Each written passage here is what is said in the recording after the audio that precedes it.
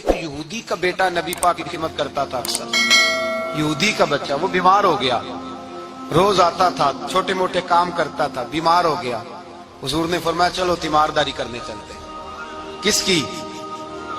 جی غلام کی, نوکر کی. یہاں صاحب کہتے ہیں 5,000 روپیہ لے جاؤ, وہ بڑے احسان کے ساتھ 5,000 روپیہ لے جاؤ اور دے آنا, اور اسے کہنا سر جی پوچھ رہے تھے تیرا کیا حال ہے. وہ بات ختم ہو گئی. حضور بنفس نفیس گئے اور غریب کا گھر تھا.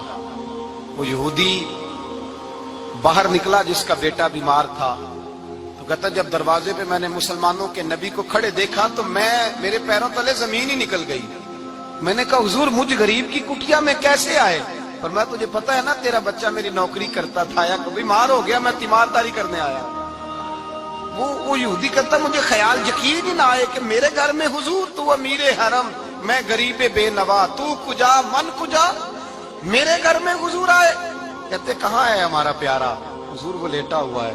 صحابہ کہتے ہیں نبی پاک سرانے گئے تو اس کا آخری وقت تھا, تھوڑا سا ٹائم تھا. میرے مصطفیٰ نے فرمایا تو میری نوکری کرتا تھا, آج میں تیری تیمارداری کرنے آیا ہوں. غلاموں سنو, جو رسول اللہ کی نوکری کرے آخری وقت آئے تو اللہ کے رسول پہنچ جایا کرتے ہیں, حضور پہنچ جایا کرتے ہیں.